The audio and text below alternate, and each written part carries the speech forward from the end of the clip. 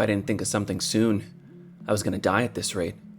I searched my memory for anything that might help, but fighting a literal dragon wasn't really something you train for. It roared, and I felt my bones vibrate. It's too big, too strong, and suddenly, it blinks out of view. Too fast. I desperately fling myself toward the cave entrance, expecting it to follow me. But it just stands in the clearing, watching me.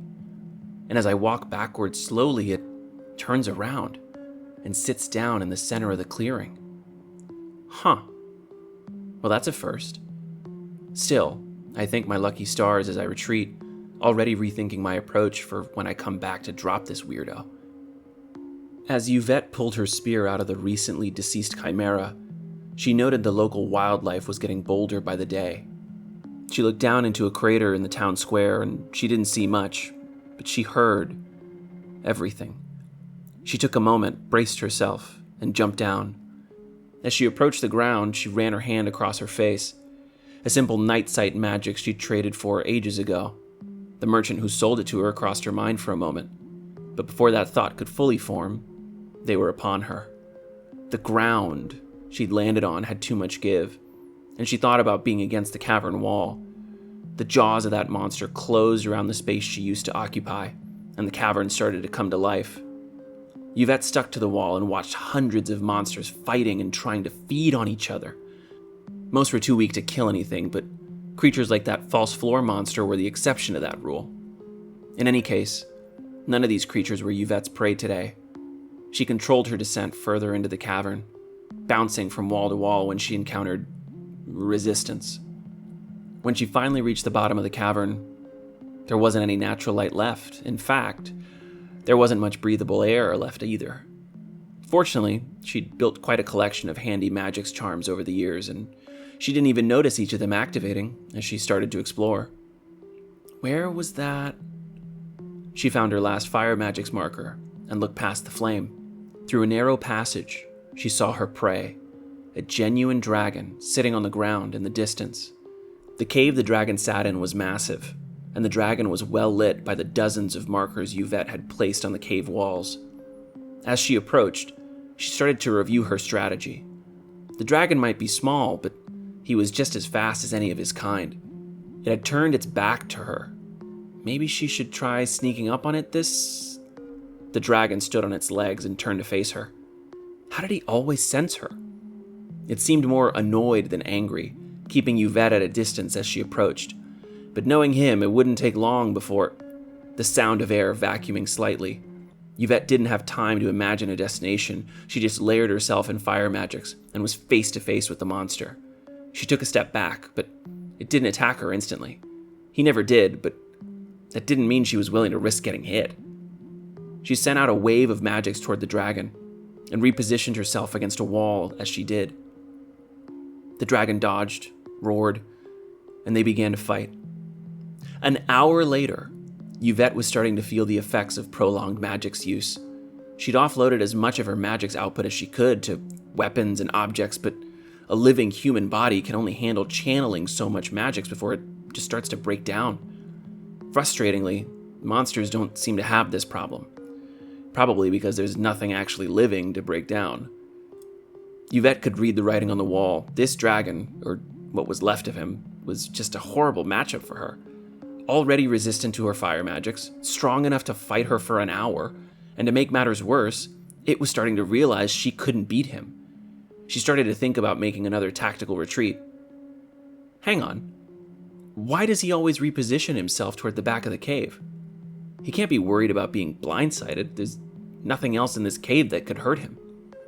On a whim, she fired off a Magicks bolt toward the back of the cave, just outside of the dragon's range. Another air vacuuming sound. The dragon batted Yvette's bolt away. "You gotta be," Yvette started to say, but was interrupted by another roar. He's been protecting something this whole time? But what? A power source? Offspring? Could dragons even procreate anymore? She bounced from wall to wall, trying to think as the dragon started attacking her with renewed ferocity. That was when she noticed it. The slight shimmer. A false wall? How had she never seen that before? She must have been so focused on the dragon that she hadn't picked up on his defending that section of the cave. Whatever was behind that wall, she needed to know. As she racked her mind trying to think of how to cross that boundary, a stray thought occurred to her. Given the choice between defending itself or the wall, what would the dragon choose? She fired off bolts of magic toward the wall. At the same time, she sent some arcing bolts that would strike the area the dragon would be.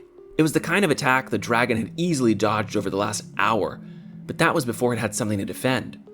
Yvette couldn't believe it. This thing actually let itself be hit to protect the wall. Why? Whatever was in there was important to the dragon, but Yvette genuinely couldn't think of a single thing a dragon would die for. The dragon was furious, likely sensing it wasn't the only thing Yvette was hunting anymore.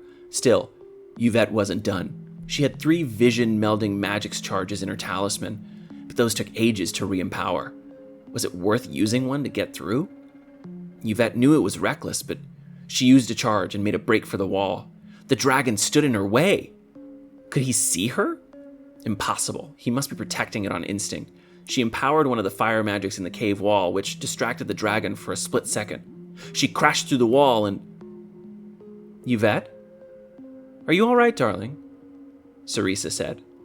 Yvette sat up in a panic, trying to understand what had just happened. She'd been fighting a dragon. She crashed through a wall. Why was she in bed? What was Cerisa doing here? Wait, where is here? Here is... I'm sorry, Yvette stood up out of bed. Her heart was pounding in her chest. Illusion magics? Dragons can't do that sort of thing at all. And this wasn't just a hallucination. She had memories of what Cerisa and her had done earlier that day before going to bed. She could still taste the stew they'd made for dinner. Cerisa got up and tried to gently touch Yvette, but Yvette put out a hand and told her to stay back. Yuvie, you're scaring me. What's going on?